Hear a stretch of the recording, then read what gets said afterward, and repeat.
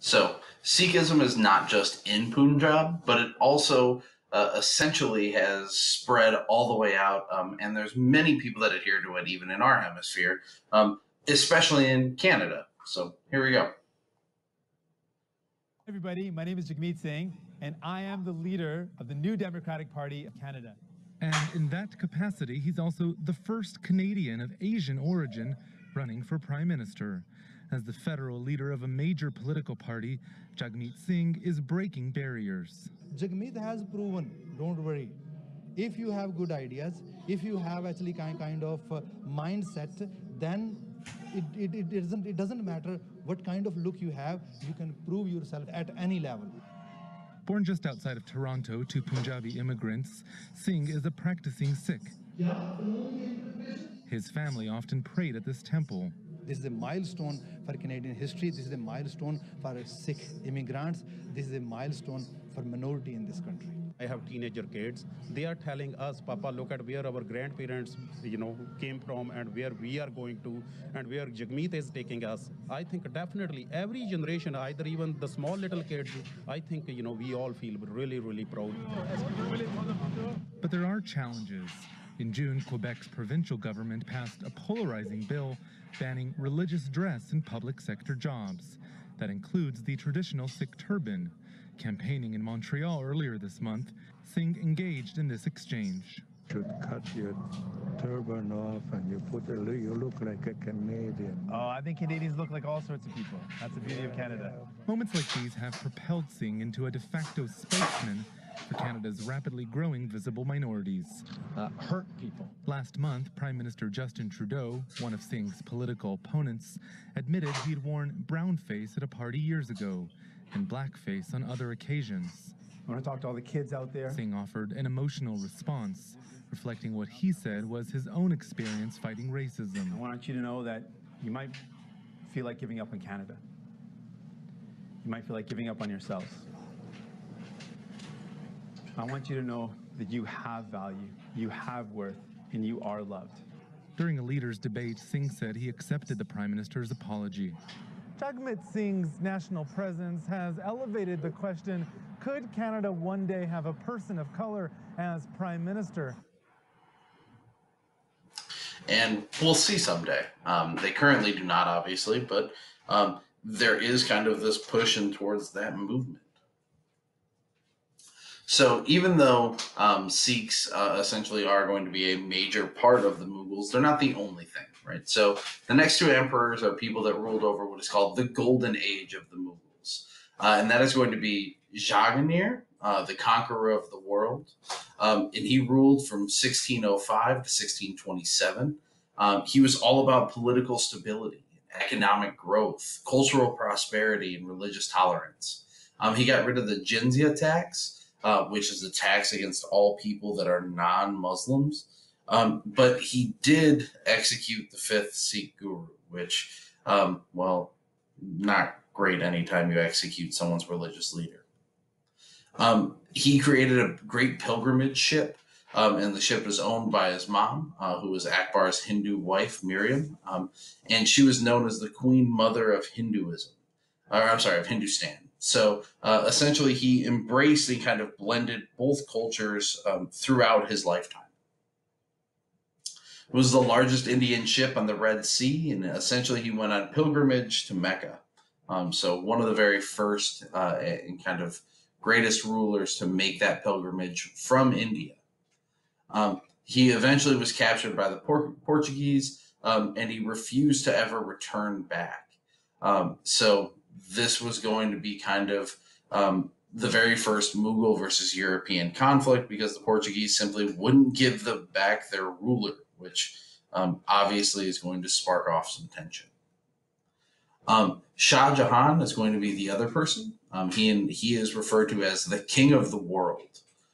So a little bit of a divide here. He ruled from 1628 to 1658, so 30 years. He was an Orthodox Muslim. He was very much less tolerant than his dad and granddad, and at the time ruled over the largest military on the earth. So as you can see, they had about 900,000 members of their military. He put down a rebellion from the sixth Sikh guru, And ultimately, his legacy is almost completely tied to his architectural feats, which are the things that you probably most closely associate with India now. The Taj Mahal, for example, or the Red Fort. Um, it blends Persian, Timurid, and Hindu styles, and it is the last Mughal empire or emperor will be tried here by the British in 1857, because this was essentially the royal palace and also the royal courthouse. Um, Here, Shah Jahan built a tomb for his wet nurse, which is the woman that essentially literally nursed and took care of his children. The inner dome is pictured below. So that's what the inside looks like. The Wazir Khan Mosque, again, a lot of the major architectural achievements are going to be mosques and mausoleums. So this is the most ornate Mughal era mosque. Wazir Khan was the viceroy of the Punjab. He commissioned it.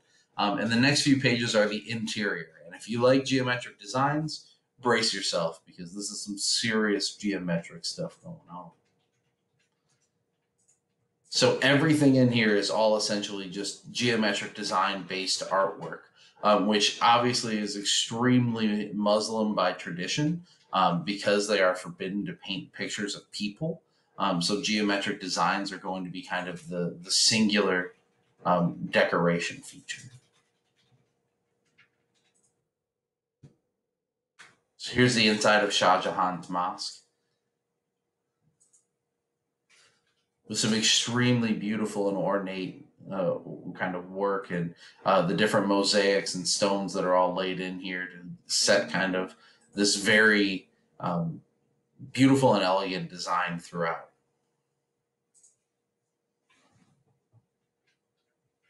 And then the Taj Mahal. The Taj Mahal obviously is going to be the most famous of all the landmarks that he created. And it was built to house Shah Jahan's favorite wife. Clearly he had more than one, but this one was for his favorite. And it is made entirely out of white marble. There she is.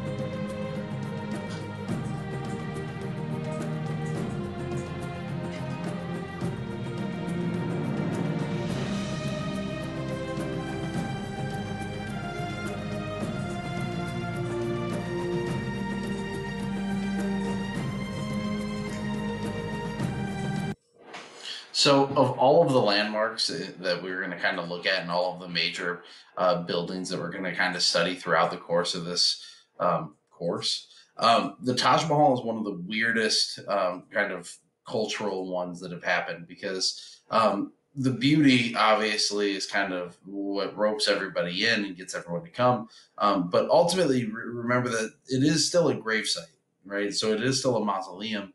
So there is a certain amount of reverence that needs to be kind of maintained whenever you're there. Also, the Taj Mahal is located in one of the poorest regions of all of India. So even though it is completely covered in lavish stone and marble and extremely ornate and decorative and everything else, there are nothing but slums all around it that really kind of shows the difference between power within the classes that still exist within the region, right? So during the Mughals' reign, the Muslim people that were taking control of the government, remember, ruled over a mostly Hindu group of people. So even though this great, mausoleum was built, there really wasn't any consideration given to any of the people that lived around it. And that still exists today. there's still a divide, and all of the Hindus that live near the mausoleum are not treated very well. There's kind of the stigma of the poor homeless that have invaded the region, essentially. And so it really is kind of a controversial place to be right now. Whenever we kind of look at the other major things here and people, Aurangzeb, the Ornament of the Throne, ruled from 1658 to 1707.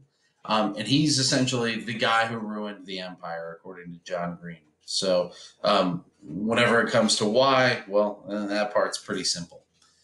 He imprisoned his father, Shah Jahan, so the guy who made the Taj Mahal, and then took power. And when we say imprisoned, we mean straight imprisoned, like locked away for the rest of his life. His father would die in jail without seeing any visitors, nor would he be given a proper Muslim burial either. He simply was just left to rot. This is the view that his father got for his final 8 years. That was all. He got to simply look and stare off at kind of the mausoleum that was dedicated to his wife, knowing that that would be kind of the end of his life here. So not a great end of his times. He ruled the Mughal Empire at its geographic peak. So in terms of population and power, it would never be higher. And that's partly because, well, it gets lower after him, right? So he conquered everything down below and is all of the orange region. So he does conquer quite a bit, but he is extremely intolerant of Hindus. And if you're going to rule in India and be intolerant to Hindus, it's going to lead to some conflict. On top of this, he is completely against Sikhs. He doesn't understand their concept of religious toleration and is completely against it. So that doesn't help either. And he reinstates the Jinns tax. So if you were a non-Muslim, congrats and prepare, because you were about to get taxed for over 80% of everything that you made. He publicly beheaded the 9th guru, and then he bricked alive his 6th and 9th oldest sons for refusing to convert. And whenever it comes to this story, there's several different interpretations of it. Some would indicate that that means that essentially he stoned them with bricks. However, the more widely accepted version of what happened is that he literally encased them essentially in a tomb of bricks. So he literally built a kind of box around them. Meaning that they kind of got buried alive, but not quite buried. It's kind of a horrible way to go, and because of that, he very much had the public turn on him. He destroyed Hindu temples and established Sharia law throughout the entire empire. And even though the empire had an annual income of $450 million, which was 10 times that of Louis XIV, and a quarter of all of the Earth's economy, he surpassed China as the world's largest one, and then it all went away. He forbade gambling, music, and alcohol, and essentially said that all of those were going to be the demise to society, which naturally made him less popular as well. And he was considered to be the last competent ruler of the Mughals because he understood things. However, well, it was kind of the end to all reason and rationality with the rest of the rulers.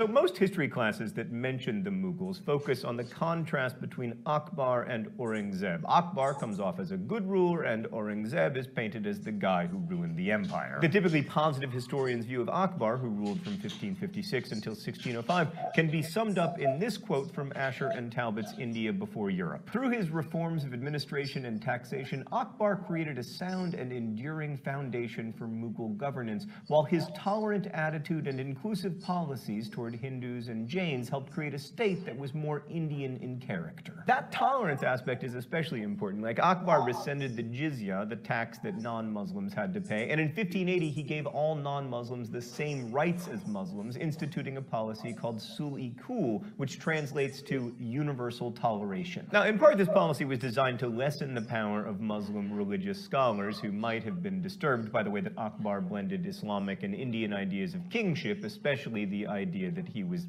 kind of a little bit divine. Slightly problematic idea to a lot of Muslim scholars, given that the foundation of the Islamic faith is the statement there is no God but God, but In addition to the sul-i-kul, Akbar built his reputation for toleration by sponsoring discussions of religion and philosophy. He even commissioned a building for religious discussions, the Ibadat Khana, where Muslims and Brahmins and Zoroastrians, Jains, Christians, all of them could talk theology. Akbar's support for intellectual pursuits are the kinds of things that modern historians like, and it's not all that surprising that he's remembered so favorably. Historians are far less kind to Akbar's grandson, Aurangzeb, who ruled from 1658 until 1707. This is partly due to the work of J.N. Sakar, who promoted the idea that Aurangzeb built an Islamic state that discriminated against Hindus and other non-Muslims, which in turn led to a loss of unity across the Indian subcontinent and eventually the decline of the empire. And it's true that by the time of Aurangzeb's death in 1707, the Mughals were losing control over their empire. I mean, the stark reality of that decline came in 1757 when the British East India Company established itself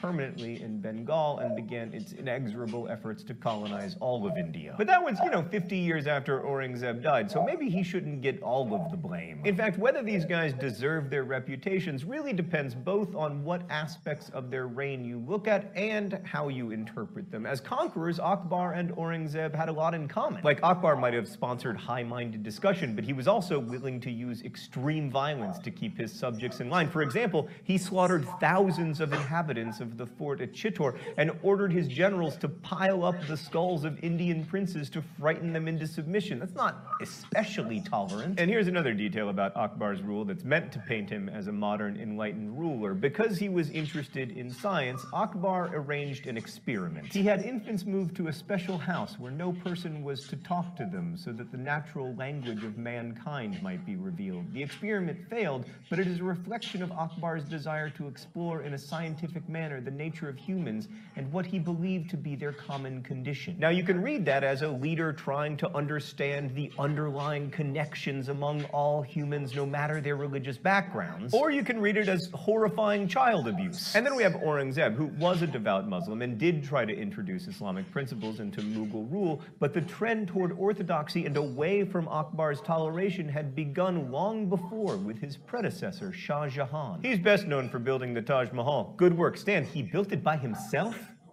Apparently he had some help. But the maintenance of the Taj Mahal took all the revenue from 30 villages, and maybe Aurangzeb's orthodoxy was less important than his desire to appear to be a sober and frugal leader. Aurangzeb was also accused of destroying temples in 1669, although in fact they were just damaged, and this was primarily done to send a political message to opponents, not as an act of religious orthodoxy. He also tried to limit expenses at court by prohibiting the use of gold in men's garments, and he stopped the traditional practice of being weighed against gold on his birthday. Unlike Akbar, who is seen as being a patron of the arts, Aurangzeb is remembered for getting rid of court musicians and poets, but he got rid of them because of financial constraints. Well, and also because of his interpretation of Islamic law, and that last point interests me. For those who want to see him negatively, Aurangzeb's orthodox Islam had no room for musicians or poets. But it's also possible to see that decision as a prudent cost-saving measure. Here's another detail from Aurangzeb's life that's been used to paint him as a zealot. Aurangzeb, unlike his predecessors, was buried in a simple outdoor grave rather than an elaborate and expensive tomb.